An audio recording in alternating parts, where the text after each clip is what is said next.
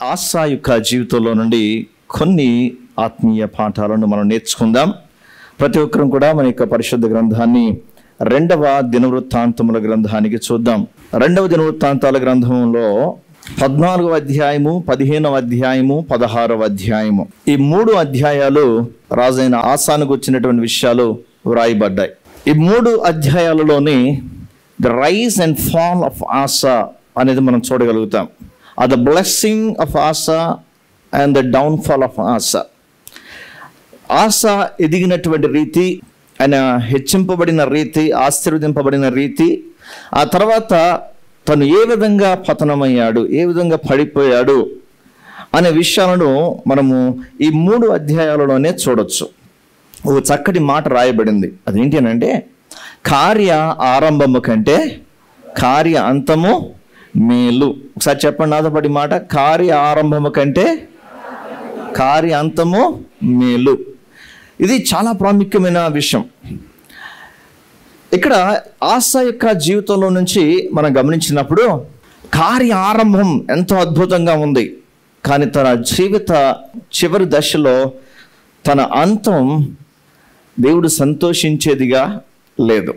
మన గోల్ ఒకటే, అదేంటి అని అంటే, నేను ప్రారంభించిన రీతిలో నా ఆత్మీయ జీవితం అదే రీతిలో ముగించబడాలి, లేదా ఇంకా ఉన్నత స్థితిలో ముగించబడాలి. ఆమేన్.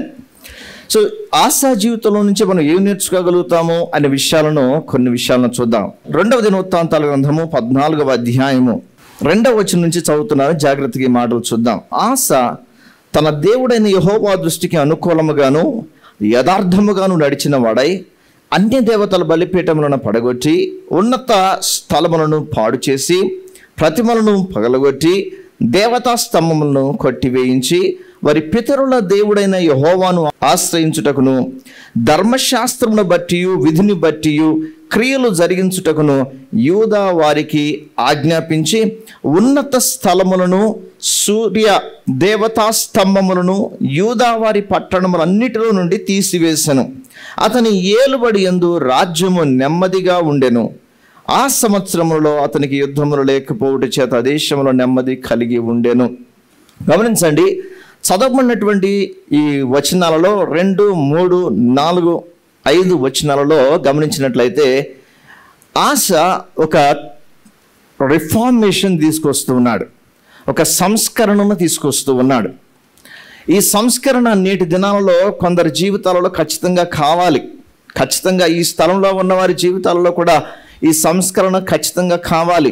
అదేంటి అని అంటే, భక్తిగా నటిస్తూ భక్తిలో ఉన్నట్లుగానే కనిపిస్తూ మరలా దేవునిని విడిచిపెట్టి ఆయా స్థలాలలోనికి ఆయా ఆలోచనలోనికి వెళ్ళేటటువంటి క్రైస్తవులు చాలామంది ఉన్నారు.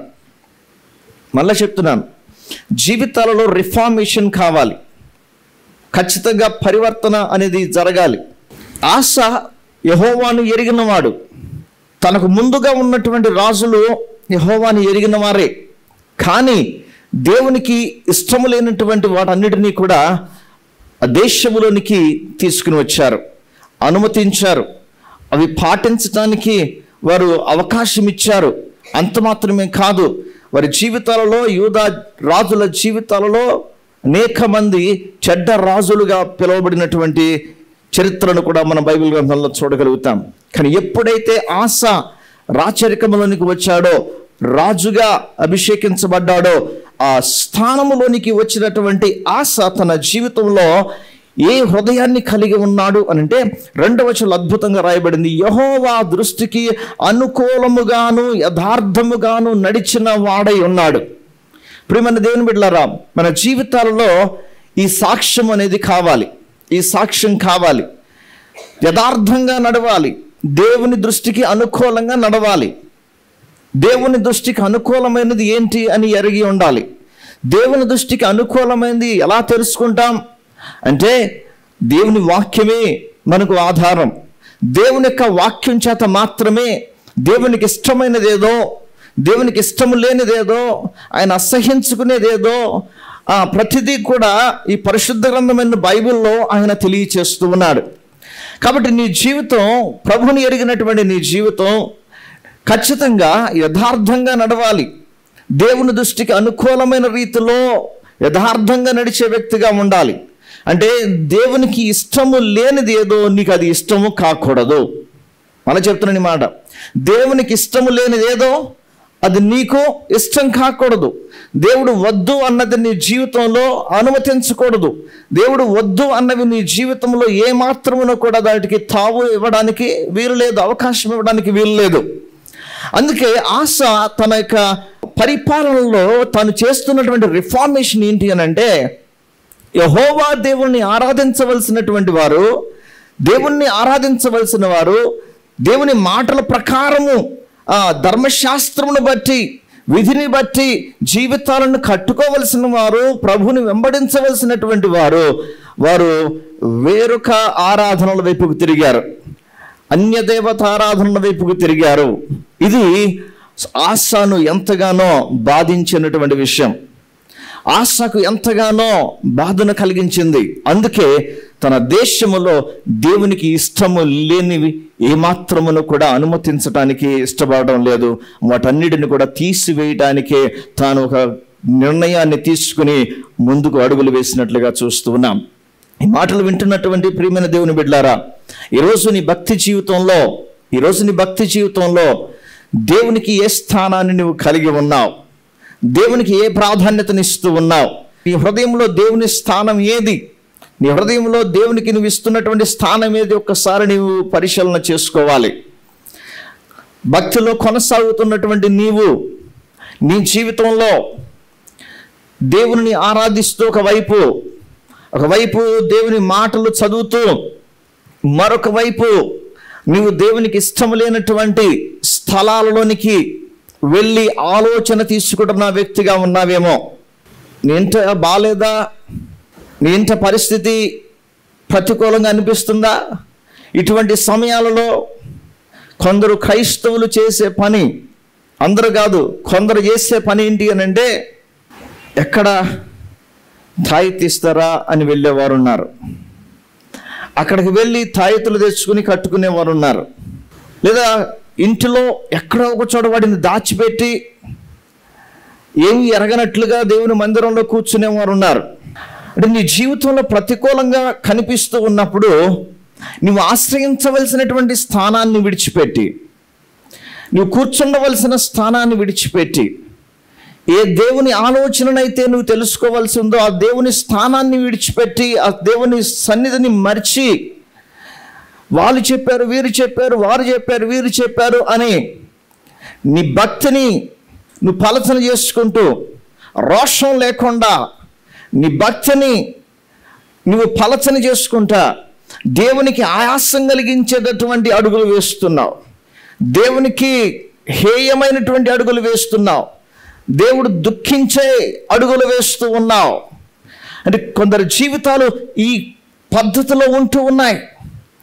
దేవుని సన్నిధిలో రిఫార్మేషన్ కొరకు ప్రార్థించకుండా, రిఫార్మ్ చేసుకోకుండా కొందరు జీవితాలు ఈ రెండు జీవితాలను కలిగి ఉంటూ ఉన్నారు. దేవుడు లోకం, దేవుడు మంత్రాలు, దేవుడు ఇంకేదో ఆచారాలు. ఖచ్చితంగా వీటిని కలిగి జీవిస్తున్నటువంటి జీవితాలు ఈ స్థలంలో ఉన్నట్లయితే ఈరోజు దైవజనుడిగా తెలియచేస్తూ ఉన్నాను, ఆనాడు ఆస తన యొక్క రాజ్యంలో ఏ విధంగా అయితే దేవునికి ఇష్టము లేనటువంటి అన్య సంబంధమైనవి వాటన్నిటిని కూడా ఎలా నిర్మూలన చేశాడో, వాటన్నిటిని ధైర్యంగా తీసివేశాడో, నీ జీవితంలో నీవు దాచి ఉంచుకున్నటువంటి మంత్ర శక్తులకు సంబంధించినవి ఏవైనా, లేకపోతే ఆయా విగ్రహార్పితముగా వాటి మీదకు అవి ప్రేరేపించబడినగా లేదా మంత్రోచ్చరణ చేయబడినవి నీ యొక్క కుటుంబంలోనికి వేటిని నీవు తెచ్చుకొని దాచుకుని ఉన్నా, ఈరోజు దైవజనుడిగా హెచ్చరిస్తూ ఉన్నాను, నీ జీవితంలో ఆశ పడగొట్టినట్లుగా, ఆశ వాటిని తీసివేసినట్లుగా నీవు ఒక ప్రతిష్టత చేసుకుని వాటిని నీ జీవితంలో నుండి, నీ కుటుంబంలో నుండి, నీ ఇంట నుండి వాటిని నువ్వు తీసివేస్తే నీకు క్షేమం కలుగుతుంది, నీకు మేలు కలుగుతుంది. నిన్ను నువ్వు మోసం చేసుకోవద్దు.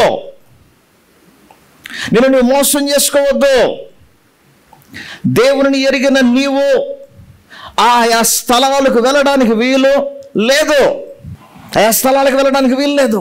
సౌలు కూడా ఇలాగే చేశాడు. ఏం చేస్తున్నాడు? మంత్రవేత్త దగ్గరికి వెళ్ళి, సోది చెప్పేవాడి దగ్గరికి వెళ్ళి ఎవరు ఆత్మను పిలవమంటున్నాడు చూసారా? సౌలు కూర్చోవలసిన స్థలమా అది? ఏమండి, సౌలు కూర్చోవలసిన స్థలమా? సౌలు ఆలోచన చేయాల్సిన స్థలమా? సౌలు మాట్లాడవలసిన స్థలమా వ్యక్తుల వారు? కానే కాదు. కానీ సౌలు తాను కూర్చుండకూడని స్థలంలో కూర్చుని తనకు అవసరం లేనటువంటి ఆలోచనను చేస్తూ దేవునికి బహుదుఖాన్ని కలిగించినటువంటి సందర్భం కాదు అది. ఈరోజు అటువంటి పరిస్థితులు ఈ స్థలంలో ఉన్న వారి జీవితంలో ఎక్కడైనా దాగి ఉన్నట్లయితే నీ జీవితాన్ని నువ్వు సరిచేసుకోవడం మంచిదే. దేవునికి ఇష్టము లేనివి నీ జీవితంలో నుండి అవి తొలగించబడాలి. దేవునికి ఇష్టం లేనివి నీ జీవితంలో నుండి అవి పారవేయబడాలి. దేవునికి ఇష్టం లేనివి నీ జీవితంలో నుండి అవి తీసివేసి కాల్చబడాలి. వాటిని నీ జీవితంలో అనుమతించడానికి వీల్లేదు. నీ ఇంటిలోనికి అవి ప్రవేశించడానికి అంతకంటే వీల్లేదు. అసలు ఖచ్చితంగా ఈ రిఫార్మేషన్ అనేది నీ జీవితంలో జరగాలి. ఖచ్చితంగా ఈ తీర్మానం అనేది నువ్వు కలిగి ఉండాలి. ఖచ్చితంగా ఈ తీర్మానం నువ్వు కలిగి బ్రతకాలి. క్రైస్తవుడా, అక్రైస్తవురాలా, నమ్మకార్థపు జీవితాన్ని కొనసాగించొద్దు. రోషము కలిగినటువంటి క్రైస్తవ జీవితాన్ని నువ్వు కొనసాగించాలి. మళ్ళా చెప్తున్నాను, ఆశ తన జీవితంలో దేవునికి ఇష్టం లేనిది ఏది కూడా తన దేశంలో అనుమతించలేదు, ఏది ఉంచడానికి ఇష్టపడలేదు. ఆయన రక్తంలో కడగబడిన నీవు దేవునికి ఇష్టం లేనివి నీ జీవితంలో ఎలా కలిగి ఉంటావు? ఆ ఆచారాలను, ఆ పద్ధతుల్లోనికి అడుగు పెడుతూ వారిని సంతోష పెట్టడానికి నీ ఇష్టానుసారంగా నువ్వు చేసేటటువంటి పనులను బట్టి నువ్వు దేవుని దుఃఖపరుస్తున్నావన్న సంగతి కనీసపు జ్ఞానాన్ని కూడా నువ్వు కలిగి లేకుండా బ్రతుకుతున్నావు అంటే ఆధ్యాత్మికంగా స్పృహ లేని వ్యక్తిగా ఉన్నావు, ఆత్మీయ స్పృహ లేని వ్యక్తిగా ఉన్నావు. దేవునికి ఇష్టం లేనివి నీ జీవితంలో కలిగి ఇంకెంత కాలం నువ్వు అలా కొనసాగుతావు? దేవునికి ఇష్టం లేనివి నువ్వు చేస్తే ఇంకెంత కాలం నువ్వు కొనసాగుతావు? ఈరోజు ఒక తీర్మానం నువ్వు చేసుకోవాలి. ప్రియ దేవుని బిడ్డలారా, ఆశ ఎలా అయితే దేవునికి ఇష్టం లేని రాజ్యంలో ఉండడానికి వీల్లేదని తలంచాడో, రెండవదిగా దేవునికి ఇష్టమైనది ఏదో దేవుని మాటను నెలకొల్పడానికి ఎలా అయితే తీర్మానించుకున్నాడో, ఈ రెండు తీర్మానాలు నీ జీవితంలో ఖచ్చితంగా జరగడానికి నువ్వు తీర్మానం చేసుకోవాలి. ఆమేన్. ఒక వ్యక్తి జీవితంలో రివైవల్ ఎలా కలుగుతుంది? ఒక వ్యక్తి జీవితంలో ఆశీర్వాదం ఎలా కలుగుతుంది?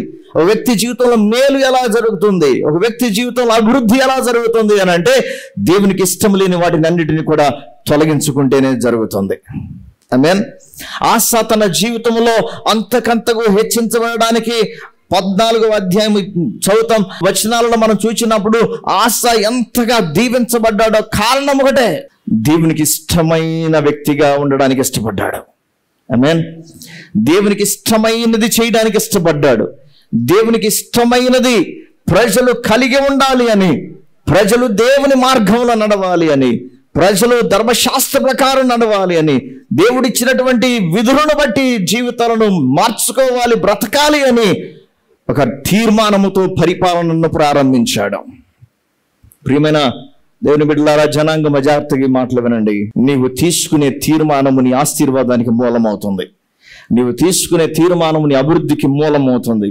నీవు తీసుకునే తీర్మానము నీ జీవితాన్ని మారుస్తుంది, అనేకుల ఎదుట ఉన్నత స్థితిలో నిలవబెడుతుంది. నమ్మిన వారు మాత్రమే ఆమేన్ చెప్దాం. ఆమేన్.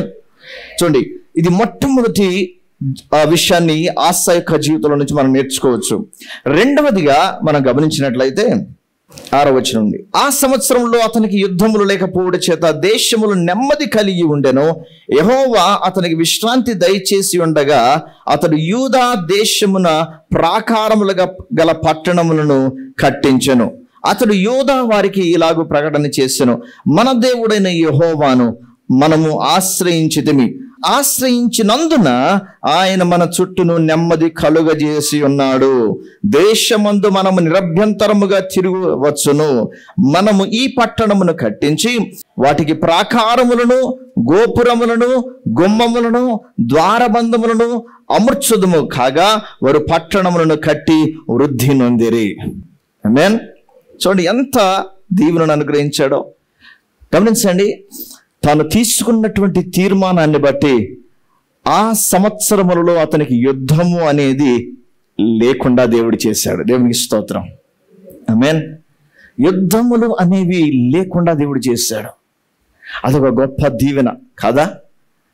నెమ్మది కలిగిన సంవత్సరాలు, నెమ్మది కలిగిన సంవత్సరాలు, భయము లేని సంవత్సరాలు, చింత లేని సంవత్సరాలు, సమృద్ధిని కలిగిన సంవత్సరాలు, హెచ్చించబడుతున్న సంవత్సరాలు, అభివృద్ధి చెందుతున్న సంవత్సరాలు, వృద్ధి నందుతున్న సంవత్సరాలుగా ఉన్నాయి. Let me go back. మరొకసారి వెనక్కి వెళుతున్నాను. నీవు తీసుకునే తీర్మానము నీ ఆశీర్వాదానికి, అభివృద్ధికి మూలమవుతుంది. నీవు తీసుకునే తీర్మానం అభివృద్ధికి మూలమవుతుంది. ఆశ తాను తీసుకున్నటువంటి తీర్మానాన్ని బట్టి ఆ దేశములో దుఃఖం లేదు, ఇంట దుఃఖము లేదు, ఇంట శోకం లేదు. ఇంట ఉన్నదల్లా, దేశంలో ఉన్నదల్లా, గడపకు ఉన్నదల్లా ఒకటే, నెమ్మది సంవత్సరాలు. చెప్పండి మాట. ఏ సంవత్సరాలు? నెమ్మది సంవత్సరాలను అనుభవిస్తూ ఉన్నారు, నెమ్మది కాలాన్ని అనుభవిస్తూ ఉన్నారు, నెమ్మది సమయాన్ని అనుభవిస్తున్నారు. దేవునికి స్తోత్రం కలుగును గాక. హల్లెలూయా. ప్రియమైన దేవుని బిడ్డలారా, గమనించండి ఈ మాట, చాలా జాగ్రత్తగా గమనించండి ఈ మాట. మన జీవితాలలో నెమ్మది సంవత్సరాలు మనం కలిగి ఉండాలి అని అంటే దేవునికి ఇష్టం లేని వాటన్నిటిని కూడా తీసి పారవేయాలి. దేవునికి ఇష్టం లేనివన్నీ కూడా మనము విసర్జించాలి.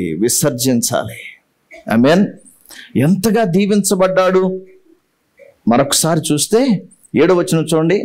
మన దేవుడైన యెహోవాను మనం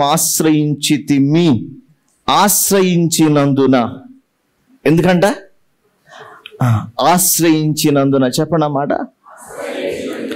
నువ్వు ఆయనను ఆశ్రయించినందున ఆయన ఏం చేశాడు? మన చుట్టూను నెమ్మది కలుగజేసి ఉన్నాడు. అది ఆశ తన రాచరికములో సమాధానపు సంవత్సరాలు కలిగి ఉండడానికి కారణం ఏంటి అని అంటే, యెహోవాను ఆశ్రయించి ఉన్నందున, ఆయనకు దగ్గరగా ఉన్నందున, ఆయన సహాయము కొరకు ఎప్పుడు చూచినందున, ఆయన హస్తముల కింద ఉండడానికి ఇష్టపడినందున, అందుకు తన చుట్టూ నెమ్మది కలుగజేసి ఉన్నాడు దేవుడు. ఈ మాటలు చదువుతూ ఉన్నప్పుడు ఆల్మోస్ట్ అర్థమవుతుందని అనుకుంటున్నాను. ఆశా జీవితంలో ఇంత నెమ్మది కలగడానికి కారణం దేవుని ఆశ్రయించుట. నేర్చుకుందాం ఈ 2వ పాఠాన్ని. దేవుని నువ్వు ఆశ్రయించిన కొలది, ఆశ్రయించిన కాలమంతా, నువ్వు దేవుని సన్నిధిలో మోకరించిన కాలమంతా, నువ్వు దేవుని సన్నిధిలో కనబడిన కాలమంతా, నీవు దేవుని మీద ఆధారపడిన కాలమంతా, నీవు దేవుని సహాయం కొరకు ఎదురు చూచిన కాలమంతా, దేవుని హస్తము క్రిందకు వచ్చిన కాలమంతా, దేవుని యొక్క హస్తము క్రిందకు నీవు వచ్చిన కాలమంతా కూడా నీ జీవితంలో ఏం చూస్తావు అని అంటే క్షేమాన్ని చూస్తావు.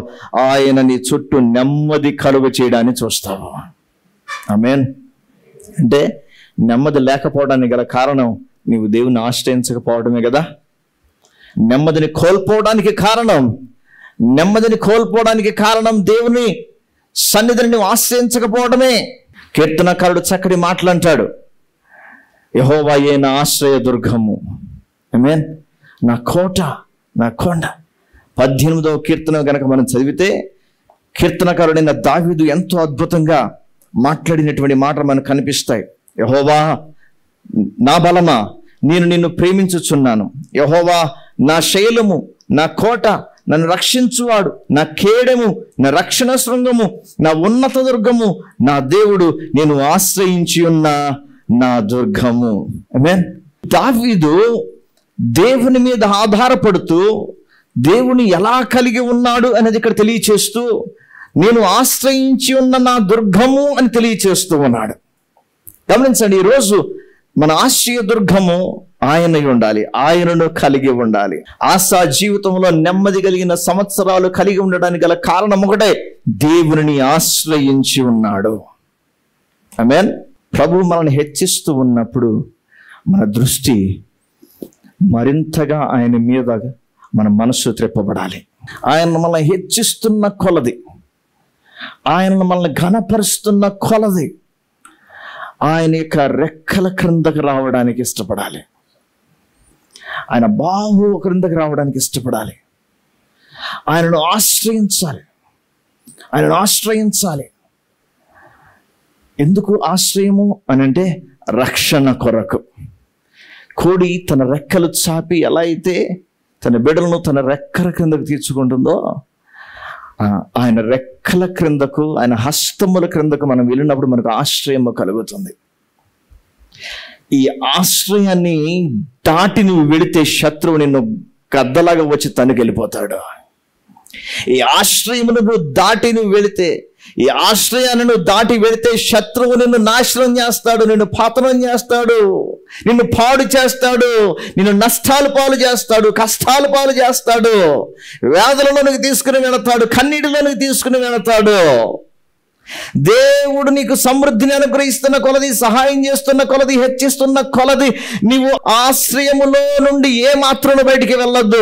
ఇంకా ఇంకా అక్కడే ఉండడానికి ఇష్టపడు. కారణం, అది నీ కొరకు చాపబడిన హస్తమై ఉన్నది. అది నీ కొరకు తెరవబడిన రెక్కలై ఉన్నాయి. నీ కొరకు దేవుడు తెరిచిన రక్షణ ప్రాకారమై ఉన్నది.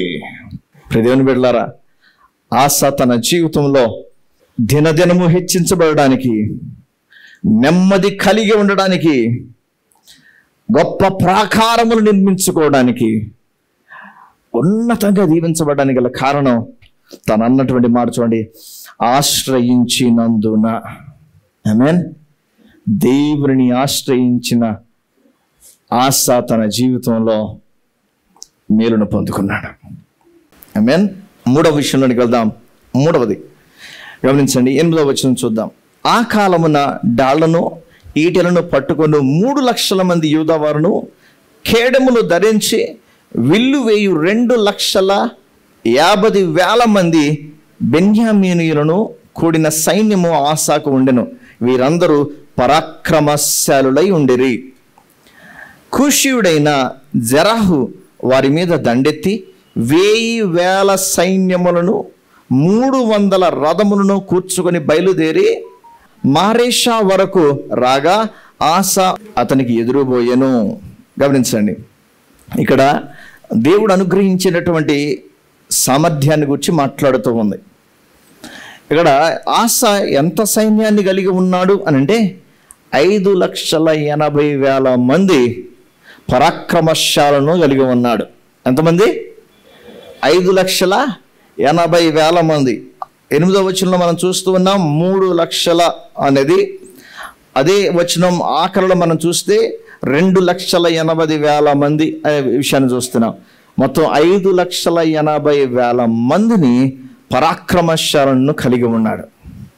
అయితే తమ శత్రువులు కలిగి ఉన్నటువంటి బలాన్ని గురించి రాస్తూ ఏమని రాయబడిందంటే ఇక్కడ 1,000 సైన్యమును 300 రథములను కూర్చుకొని రాయబడింది. 10 లక్షల మంది సైన్యాన్ని కలిగి ఉన్నాడు, 300 రథములను కూర్చుకొని ఉన్నటువంటి. గమనించండి, ఆశ కలిగి ఉన్న బలము కంటే శత్రువు కలిగి ఉన్న బలం ఎంతో గొప్పది. దే హ్యావ్ 1 మిలియన్, 10 లక్షల సైన్యాన్ని కలిగి ఉన్నారు. అయితే ఎప్పుడైతే ఈ సైన్యము కనబడుతుందో ఆశ చేసినటువంటి పని, ఆశ మరలా దేవుని మీద ఆధారపడి ప్రార్థన చేస్తున్నాడు. ఆమేన్. గమనించండి, ఇక్కడ ఒక ప్రాముఖ్యమైన మాట చెప్తాను. మన జీవితాలలో మన ఎదుట ఉన్నవారు ఖచ్చితంగా పలుసార్లు మనకంటే బలవంతులే, మనకంటే జ్ఞానవంతులే, మనకంటే జ్ఞానవంతులుగా కనిపిస్తున్నారు, మనకంటే బలవంతులుగానే ఉన్నారు. పేరును బట్టి కావచ్చు, ధనాన్ని బట్టి కావచ్చు, లేకపోతే వారు కలిగి ఉన్నటువంటి ఏ అండను బట్టి అయినా కావచ్చు. వారి శక్తి మనకి ఎలా ఉంది అని అంటే, నేను ఓడిపోతానేమో అన్నట్లుగా ఉంది, నేను ఖచ్చితంగా పారిపోవాలేమో అన్నట్లుగానే కనిపిస్తుంది, నాకు ఇక్కడ నిలబడడానికి నీడ ఉండదేమో అన్నట్లుగానే పరిస్థితి మాట్లాడుతుంది, నాకు ఇక్కడ తావు లేదేమో, ఇంకా నా మనుగడికే కష్టమేమో అన్నట్లుగా మన ఎదుట ఉన్న శత్రువు యొక్క బలము, ఆలోచన, వారి సామర్థ్యము ఆ విధంగా నిన్ను భయపెట్టే సందర్భాలు ఖచ్చితంగా ఉంటాయి.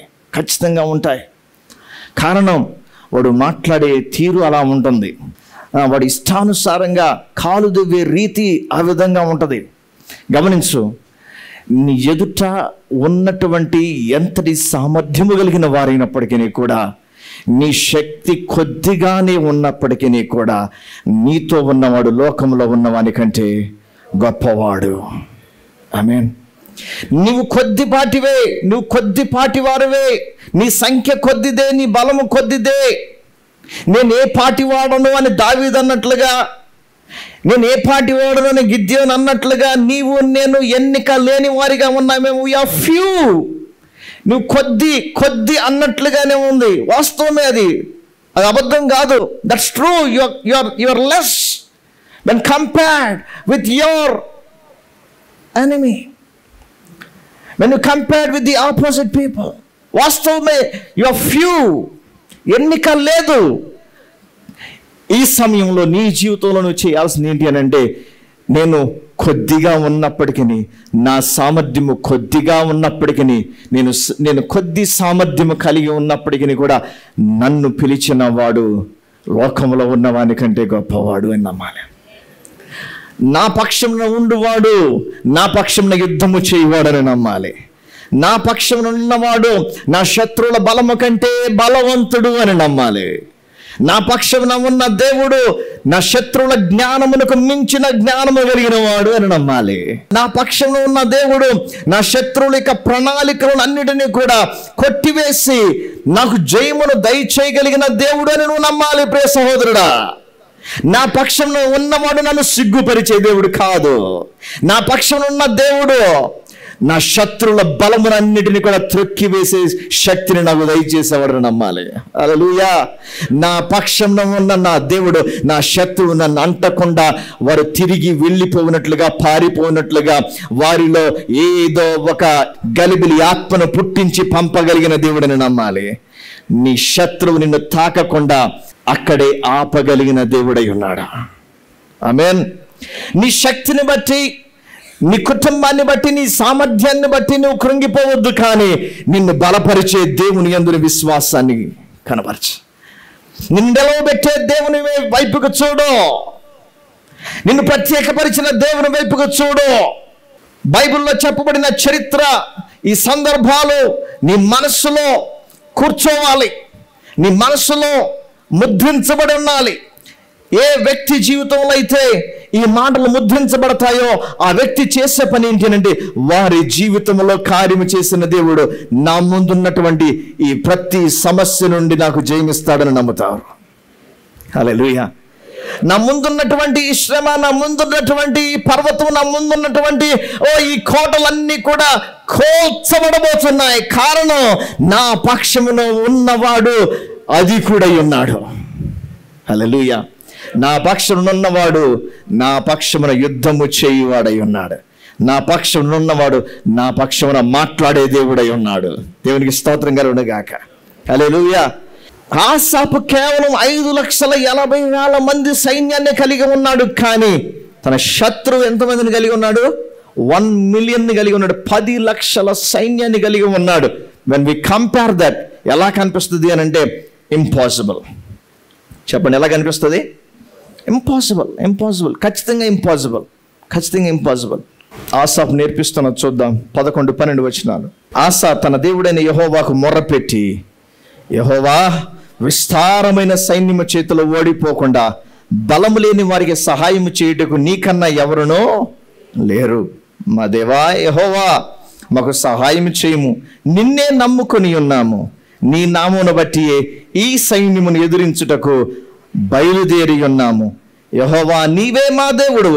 నరమాత్రులను నీ పైని జయమొందనీయకము అని ప్రార్థింపగా, యెహోవా ఆ కూషీయులను ఆసా ఎదుటను యూదా వారి ఎదుటను నిలవనీయక వారిని మొత్తినందున వారు పారిపోయిరి. ఆమేన్.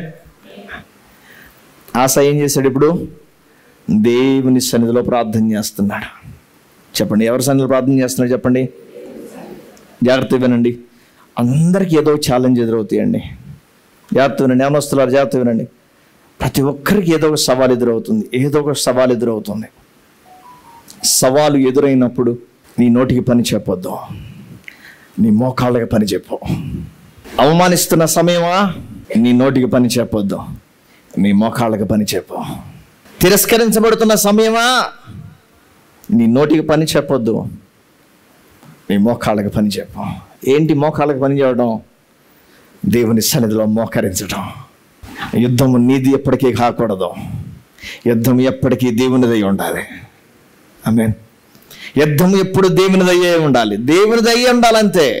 వారిని తరిమి వేశాడు దేవుడు. ఆమేన్. తరిమి వేశాడు. ఎంత చక్కటి మాట అది. వారు పారిపోయారు. ఆసాపు ఏం చేశాడు? ఇందులో ఏం చేశాడు?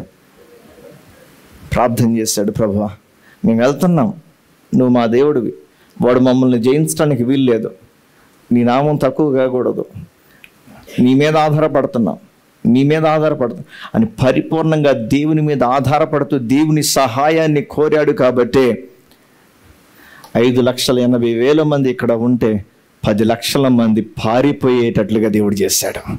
అంటే నీ దేవునికి సంఖ్యతో సంబంధం లేదు. ఎంతమంది కట్టగట్టుకుని వచ్చినా వారందరినీ కూడా నీ ఎదుటి నుండి పారిపోనట్లుగా తోలివేసే దేవుడై ఉన్నాడు. హల్లెలూయా, హల్లెలూయా. ప్రియమైన దేవుని బిడ్డలారా గమనించండి. యెహోషాపాతు మీద కూడా అలాగే వస్తే యెహోషాపాతు కూడా చేసింది అదే. యెహోషాపాతు ప్రేడ్, యెహోషాపాతు ప్రార్థన చేశాడు. గమనించండి, భక్తి కలిగిన దేవుని మీద ఆధారపడే ప్రతి ఒక్కరు చేసే పని ఏంటి అని అంటే, వారికి ఎదురైన సవాళ్ళలో శత్రువులు 1కి 4 కలిసి వచ్చినప్పుడు వారు చేసిన పని ఏంటి అని అంటే, మొట్టమొదటిగా దేవుని సన్నిధిలో ప్రార్థన చేశారు, దేవుని సన్నిధిలో మోకరించారు. వాళ్ళు పంపించిన లెటర్స్ ఉన్నాయే, తాకీదులు అని రాయబడతాయి కదా, వారు పంపించిన లెటర్స్ అన్నీ కూడా దేవుని సన్నిధిలో తెరిచి, ప్రభువా వీడు ఈ మాట అన్నాడు, ప్రభువా వీడి మాటను అంటున్నాడు, ప్రభువా వీడు ఇలా దూషిస్తున్నాడు, ప్రభువా వీడు ఇలా తోలలాడుతున్నాడు, ప్రభువా ఎవడరా నీ దేవుడు అంటున్నాడయ్యా నన్ను, అరే నేను లేకుండా చేస్తానంటున్నాడయ్యా వీడు అని దేవుని సన్నిధిలో శత్రువు పంపించినటువంటి లెటర్ని తెరిచి ప్రార్థన చేశారు. కారణం, యుద్ధం నాది కాదని నమ్మారు, నా పక్షాన దేవుడే నిలబడాలని ఇష్టపడ్డారు. హల్లెలూయా. ఆయన్ను ఆశ్రయించిన వారికి ఏ మేలు కదా, ఆయన ఆశ్రయించి వారి పక్షమున ఆయన నిశ్చయముగా నిలబడే దేవుడు అయినాడు. నమ్మిరవరామని చెప్పండి. ఈరోజు ప్రియమైన దేవుని బిడ్డలారా, నీ శత్రువు నీకంటే బలంగా కనిపించినప్పుడు నిన్ను బలపరిచే దేవుని సన్నిధిలో మోకరించి, ప్రభువా నీవు తప్ప నాకెవరూ లేరు ప్రభు అని చెప్పు. హల్లెలూయా. నిన్ను లేకుండా చేస్తాను ఇక్కడ అన్నటువంటి వాడు ఎవరున్నా సరే దేవుని సన్నిధిలో మోకరించి చెప్పు, నన్ను లేకుండా ఇక్కడ చేస్తానన్నాడు ప్రభువా, నువ్వు చూసుకోమని ప్రభుతో చెప్పు. నిన్ను లేకుండా చేస్తానన్న వ్యక్తిని లేకుండా చేయగలిగిన దేవుడు. నేను సరదాగా చెప్పట్లేదు ఈ మాట, ఖచ్చితంగా నీ పక్షాన్ని నీ కళ్ళెదుట అది చేసి చూపించేవాడై ఉన్నాడు. హల్లెలూయా. మందిరంలో అలా సవాళ్ళు ఎదుర్కొన్న వారు ఉన్నారు. అలా మాట్లాడినటువంటి వ్యక్తులను దేవుడు ఆ స్థలాల నుంచి తోలివేశాడు. ఈనాటికని అదే కంపెనీస్లో, అదే స్థలాలలో తల పైకెత్తుకుని పని చేసేటట్లుగా ఉన్నత స్థానాల్లోనికి దేవుడు తీసుకుని వెళ్తున్నాడు. హల్లెలూయా. నీ శత్రువును గూర్చి నువ్వు కంగారు పడొద్దు, కానీ ఆశ ప్రార్థింపగా యెహోవా ఆకూషీయులను 11వ వచనం ఆశ ఎదుటను యూదా వారి ఎదుటను నిలువనీయక వారిని మొత్తినందున వారు పారిపోయిరి. ఆమేన్. ఇశ్రాయేల్ ప్రజలు ఐగుప్తు నుంచి బయటకు వచ్చిన తర్వాత కూడా వెనక సైన్యం ఎక్కువగా ఉంది. ఆ సమయంలో అక్కడ ఉన్నవారందరూ భయపడ్డారు, కానీ ఒకే ఒక వ్యక్తి భయపడలేదు. ఎవరు? ఇశ్రాయేల్. మళ్ళీ చెప్తున్నాను, ఇశ్రాయేల్ వారందరూ కూడా ఐగుప్తు నుంచి బయటకు వచ్చేసారు. వారి వెనక ఒక సైన్యం తరుముకు వచ్చింది. ఇశ్రాయేల్ ప్రజలు అందరూ కూడా భయపడ్డారు. భయము వారి హృదయంలో ఉంది. అయితే ఒకే ఒక వ్యక్తి ధైర్యంగా నిలబడ్డాడు. ఎవరు? మోషే. మోషే ధైర్యంగా నిలిచి అంటాడు, ఓరకన నిలిచి ఉండు చూడుడి యెహోవా కార్యాన్ని అంటాడు. Stand still and see. ఆమేన్. మోషే అన్న మాట స్టాండ్ స్టిల్ అండ్ సీ. నిర్గమకాండం 14వ అధ్యాయం 13-14 వచనాల్లో ఈ మాటలు రాయబడినాయి. Stand still and see. నిలిచి చూడు, నీ పక్షాన దేవుడు ఎలా కార్యం చేస్తాడో, ఆయన నీకు కలుగ చేయు రక్షణను చూడు. ఒక్క వ్యక్తి ధైర్యం, ఆ వ్యక్తి ధైర్యంగా మాట్లాడినటువంటి ఆ మాట ఓరకని నిలిచి ఉండి చూడండి. చెప్పండి మాట. అంతమంది అనుకుంటే ఓరకని ఎలా నిల్చుంటామండి? కంగారు ఉండదా? కానీ దేవుని ఆత్మను కలిగిన మోషే దేవుడు మునుపు నేర్పిన పాఠాలు, ఆఖరి తెగులు వరకు దేవుడు ఇశ్రాయేలు ప్రజలను ఏ తెగులు అంటకుండా, చీమ కొట్టకుండా కంచెను వేసిన దేవుడు, ఆ దేవుని సామర్థ్యం ఏంటో మోషే మర్చిపోలేదు. వీరందరి హృదయాలలో భయం వెలుతుంటే మోషే అంటున్న మాట, మీకు నేడు కలుగజేయు రక్షణను మీరు ఓరకనే ఉండి చూడుడి. ఇప్పుడు మీరు చూస్తున్నటువంటి శత్రువులు మరి ఎన్నటికి మీరు చూడరు. 14వ వచనంలో ఇంకో మాట రాయబడింది, verse 14లో. అందుకు మోషే, యెహోవా మీ పక్షమున, ఇప్పుడు మీరేం చేయాలి? మీరు ఓరకనే ఉండవలనని. వారు ఓరకనే ఉన్నారు. వారు కత్తులు కటార్లు ఏం పట్టుకోలేదు. వారు అద్దరికి చేరారు. వచ్చిన వారు ఎర్ర సముద్రమున మరలా కనిపించకుండా దేవుడు వారందరినీ కూడా నీటిలోనే చంపేశాడు. బలం వెనకాల ఉన్న బలం, వెనకాల వినబడిన చప్పుళ్ళు, రథాల చప్పుళ్ళు గుండెలో వేగాన్ని పెంచాయి. కానీ దేవుని శక్తిని పరిపూర్ణంగా చూస్తూ వచ్చినటువంటి మోషే తన గుండెల ధైర్యాన్ని కలిగి నిలిచి ఉండి చూడండి, ఇంకెప్పటికి మీరు చూడరు వాళ్ళని అన్నాడు. ఎంత ధైర్యం అండి, ఎంత గట్స్, ఏం ధైర్యం అండి అది అసలు. ఏం ధైర్యం! భయపడాల్సిన సమయంలో లక్షలాది మందిని, ఒకళ్ళని కాదు, 10 మందిని కాదు, 100 మందిని కాదు, more than 30 lakhs పీపుల్కి చెప్తున్నటువంటి మాట, హోల్డ్ ఆన్, తొందరపడకండి, మీ పక్షం ఆయన యుద్ధం చేస్తాడు. ఇప్పుడు మిమ్మల్ని భయపెట్టిన వారు మరి అన్నిటికీ మీకు కనిపించకుండా దేవుడు వారందరిని కూడా తీసేయబోతున్నాడు. హల్లెలూయా. నీ శత్రువు సామర్థ్యము గొప్పదిగా కనిపిస్తూ నీకు నిద్ర లేకుండా చేస్తున్నట్లయితే, నిద్రలేని రాత్రులు, నిద్రలేని సమయాన్ని నువ్వు గడుపుతున్నట్లయితే, ఆ శత్రువుని ఎదుట లేకుండా, పరిపూర్ణంగా లేకుండా చేయగలిగిన దేవుడు అయి ఉన్నాడు అవసరమైతే. లేదా నీ ఎదుటి నుంచి తోలివేసే దేవుడు అయి ఉన్నాడు. తద్వారా వారు తెలుసుకునేది ఏంటంటే, వీళ్ళ జోలికి వెళ్తే వాతలు పడతాయిరా అనేటట్లు చేస్తాడు. ఈ రెండింటిలో ఏదో ఒకటి జరుగుతుంది నీ పక్షాన. పరిపూర్ణంగా తీసేయగలిగిన దేవుడు, లేదా నిన్ను కూర్చొని ఆలోచన వచ్చిన ప్రతిసారి కూడా భయం కలిగేటట్లుగా చేస్తాడు వాడి గుండెలో. మొన్న వెళ్ళి వాతలు పెట్టించుకున్నాను, మళ్ళీ ఇంకోసారి వెళ్తే తోలు ఊడిపోయింది, అనవసరం ఎందుకురా అన్నట్లుగా ఆలోచన కలుగు చేస్తాడు. గుర్తుపెట్టుకో, ఎప్పుడు జరుగుతుంది ఇది? నీవే అని చేతులు ఎత్తినప్పుడు ఆయన దగ్గర. హల్లెలూయా.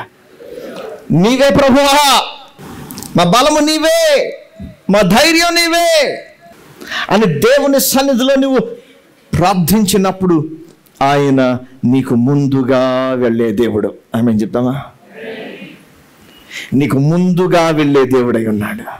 తన దూతలను పంపి శత్రువులను, ఒక సందర్భంలో 180,000 కంటే ఎక్కువ మందిని ఒకే రాత్రి మరణభూమిగా చేశాడు. అక్కడ గమనించు, నీ శత్రువు బలాన్ని బట్టి నువ్వు కృంగిపోవద్దు. మరొక సందర్భాన్ని జ్ఞాపకం చేస్తాను. ఇశ్రాయేలు ప్రజలు కనానులోనికి వెళ్ళాల్సి ఉంది. అక్కడ ఉన్నటువంటి ఆజానుబాహులను చూచి వచ్చినటువంటి వారు ఇచ్చిన రిపోర్ట్ తెలుసు కదా. 10 మంది పెద్దలు ఏమంటున్నారు? మనం ఎలా ఉన్నాం చెప్పండి, మనం ఎలా ఉన్నాం? మిడతల వలె ఉన్నాం. ఎలా ఉన్నాం? వాళ్ళు ఆజానుబాహులుగా ఉన్నారు, మనం మిడతల వలె ఉన్నాం. We are like grasshoppers. మనం అందరం కూడా లిల్లీ పుట్స్ లాగా ఉన్నాం, క్షేమంలాగా ఉన్నాం, తొక్కేస్తాడు, ఏం లేదు మనకి. ఈ 10 మంది ఆ జనాంగాన్ని చూచి భయపడ్డారు. కానీ 2 మాత్రమే దేవుని దృష్టితో చూచారు. ఆమేన్. దేవుని దృష్టితో చూచారు. దేవుని దృష్టితో చూడటం నేర్చుకోవాలి. అదేంటి? ఇక్కడ వరకు నడిపించిన దేవుడు అక్కడ కూడా నడిపిస్తాడు. ఆమేన్. ఈ మధ్యలో ఎంతోమంది తొడగొట్టి వచ్చారు, ఎంతోమంది కలిసి వచ్చారు, ఎవడు మమ్మల్ని ఆపలేకపోయాడు. వాళ్ళంతా ఖచ్చితంగా దేవుడు నడిపిస్తాడు అనేది 2 యొక్క ఆలోచన. ఎవరో? యెహోషువ, కాలేబుల యొక్క ఆలోచన. ఇక్కడ వరకు నడిపించిన దేవుడు అక్కడికి నిశ్చయంగా నడిపిస్తాడు. కానీ వారు అవిశ్వాసాన్ని బట్టి 40 సంవత్సరాలు తిరిగి చివరికి అవిశ్వాసంతో ఉన్నారు. అందరూ కూడా అరణ్యంలో రాలిపోయారు. నూతన తరం వెళ్ళింది అనుకోండి. ఈ మాట ఎందుకు చెప్తున్నాను అంటే, నువ్వు చూచి భయపడితే గనక, నువ్వు అవిశ్వాసంతో మాట్లాడితే ఓడిపోయేది నీవే, నష్టపోయేది నీవే. అలా కాక దేవుని వైపుకు ఆసా చూచినట్లుగా చూస్తే, యెహోషువ చూచినట్లుగా చూచి ఆయన వైపుకు నువ్వు ఆయన తట్టు తిరిగి నువ్వు ప్రార్థన చేయగలిగితే, మొర్ర పెట్టగా ప్రార్థన చేయగా యెహోవాకు మొర్ర పెట్టి, దావీదు కూడా పలుసార్లు చేసిన పని అదే, యెహోవాకు మొర్ర పెట్టి పదే పదే దావీదు చేసిన పని అదే. మొర్ర పెట్టిన ప్రతి ఒక్కరి జీవితంలో దేవుడు జయాన్ని తీసుకుని వచ్చాడు, జయాన్ని ఇచ్చాడు. ఆమేన్. నువ్వు పనిచేస్తున్న స్థలంలో ఉన్న వ్యక్తులను బట్టి కంగారు పడద్దు. నిశ్చయముగా దేవుడు నీకు జయాన్ని దయచేస్తాడు. 15వ అధ్యాయం 7వ వచనం. ఆ కాలమందు దీర్ఘదర్శి అయిన హనాని యూదా రాజైన ఆసా యొద్దకు వచ్చి అతనితో ఇలాగు ప్రకటించెను, నీవు నీ దేవుడైన యెహోవాను నమ్ముకొనక సిరియా రాజును నమ్ముకొంటివే. సిరియా రాజు యొక్క సైన్యము నీ వశం నుండి తప్పించుకొని పోయిను. బహు విస్తారమైన రథములను గుర్రము రౌతులను గల కుషీయులను లూబీయులను గొప్ప దండై వచ్చిరి కదా. అయినను నీవు యెహోవాను నమ్ముకొనినందున ఆయన వారిని నీ చేతికి అప్పగించాను. 7వ వచనంలో గమనించినట్లయితే అప్పటి వరకు బాగానే ఉన్నాడు, కానీ ఒకసారిగా దేవుడు అనుగ్రహించినటువంటి సిరి సంపదలను బట్టి, వెండి బంగారములను బట్టి దేవుని మీద ఆధారపడవలసిన వాడు, ముందు ఆధారపడిన వాడు 14వ అధ్యాయంలో ఆధారపడినటువంటి ఆశ 16వ అధ్యాయం దగ్గరికి వచ్చేసరికి వ్యక్తుల మీద ఆధారపడటం మొదలుపెట్టాడు. ఆలోచన మారిపోయింది, దృష్టి మారిపోయింది. ప్రారంభంలో దేవుని సన్నిధిలో ఉన్నట్లుగా, ప్రారంభంలో ప్రభు ఉద్దేశం బయలుపరచబడితేనే వెళ్ళావు, కానీ ఇప్పుడు అవసరమే లేదు. మనుషుల ఆలోచనలు బట్టి వెళ్తున్నాం. దేవుని ఉద్దేశానికి సంబంధం లేదు చాలాసార్లు. ఇప్పుడు చాలా ఎంతో కాలంగా లేదేమో నీ జీవితంలో. ప్రారంభంలో ఆశ దేవుని హత్తుకున్నట్లుగా, ఆశ్రయించినట్లుగా, ఇప్పుడు ఆశ దేవుని విడిచిపెట్టి మనుషుల మీద ఆధారపడటానికి ఇష్టపడినట్లుగా ఈ 2వ స్టెప్లో నీవు ఉన్నావేమో, ఈ 2వ అనుభవంలోనికి వచ్చావేమో. 16:2లో ఆశ యెహోవా మందిరమందును రాజనగరనందును ఉన్న బొక్కసములోని వెండి బంగారములను తీసి దమస్కులో నివాసము చేయు సిరియా రాజుకు బెన్హదదు నద్దకు దూతలను పంపి సంధి చేసుకుంటున్నాడు. మరి 14వ అధ్యాయంలో ఎవరితో సంధి అండి? మరి ఇప్పుడు ఏమైంది? కొద్దిగా గర్వం అనేది వచ్చింది. ఇక్కడ నుంచి ఆశ యొక్క డౌన్ఫాల్ ప్రారంభమైంది. అప్పటి వరకు అంతగా హెచ్చించబడుతూ వచ్చినటువంటి ఆశ తన జీవితంలో మనుషుల మీద ఆధారపడడం ఎప్పుడైతే ప్రారంభించాడో, వెనువెంటనే తన జీవితంలో నష్టం. దేవుడు తన ప్రవక్తను పంపి, దీర్ఘదర్శిని పంపి, హనాని అనే దీర్ఘదర్శిని పంపి హెచ్చరిస్తున్నాడు ఈ మాట. ఇదిగో, నీవు దేవుని మీద ఆధారపడలేదు, మనుషుల మీద ఆధారపడ్డావు. దేవుని నమ్ముకొనక, యెహోవాను నమ్ముకొనక సిరియా రాజును నమ్ముకొంటివే. ఇంతకంటే హెచ్చరిక ఏం కావాలని? ఇంకా ఈరోజు దేవుని మీద ఆధారపడి మరలా నువ్వు పడిన స్థితిలో నుంచి లేవడానికి ఇష్టపడవు. మరలా. ఇది మొదటి తప్పు. 2వ తప్పు 10వ వచనంలో చూస్తాం. ఆ దీర్ఘదర్శి అట్లు ప్రకటించినందుకు ఆశ అతని మీద కోపగించి రౌద్రము చూపి అతనిని బందీగృహంలో వేశాను. ఎందుకండి? సరి చేసినందుక? సరి చేస్తే బాధ కలిగిందా? కలుగుతుంది కదా. అది ఎవరి క్షేమం కొరకు? నువ్వు తప్పు చేసావయ్యా అని చెప్తే సరి చేసుకుని మరలా దేవుని మీద ఆధారపడటానికి, దేవుని సన్నిధిలో పశ్చాత్తాపడి మరలా దేవుని మీద ఆధారపడే మనస్సు రావాలి. కానీ ఆశ చూడండి, ఒక తప్పు ఇంకా తప్పులు చేయడానికి పురికొల్పుతుంది. చెప్పినటువంటి దీర్ఘదర్శి మీద కోపం, చెప్పిన సేవకుడి మీద కోపం, చెప్పిన సేవకుని గురించి సనిగే మనస్తత్వం, చెప్పిన సేవకుడిని గురించి మనసులో కోపం రగిలిపోతూ ఉంటుంది. నీ మేలు కొరకు నువ్వు నష్టపోకుండా ఉండాలని ఈ హెచ్చరిక. తన జీవితంలో చేసిన 3వ తప్పు 12వ వచనం. ఆశ తన ఏలుబడి 39వ సంవత్సరం నా పాదములలో జబ్బు పుట్టి తను బహు బాధపడినను. దాని విషయంలో అతడు యెహోవా యొద్ద విచారణ చేయక వైద్యులను పట్టుకొనెను.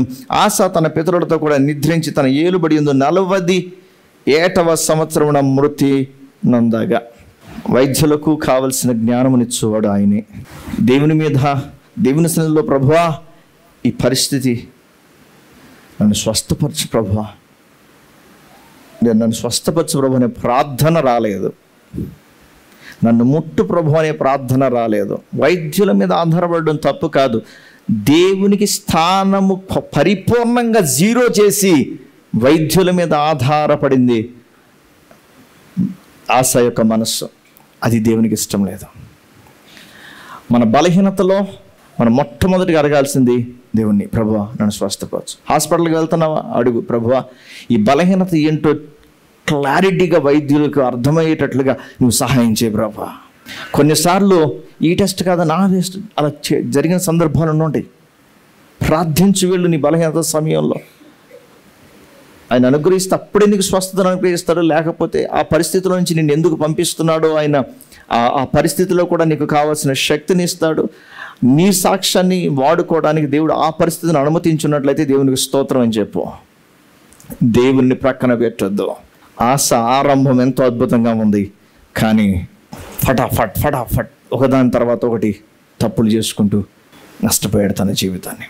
ఈరోజు నీ జీవితం, నీ అడుగులు బాగు చేసుకోవడానికి ఇష్టపడితే కనుక, ఒకవేళ దేవుని ప్రక్కన పెట్టి ఆశలాగా మనుషుల మీద నువ్వు ఆధారపడి అడుగులు వేస్తుంటే ఈరోజే క్షమాపణ అడుగు దేవుని దగ్గర. ఇంకా నష్టపోకముందే దేవుని అడుగు. దేవుడి మాటలు దీవించును గాక.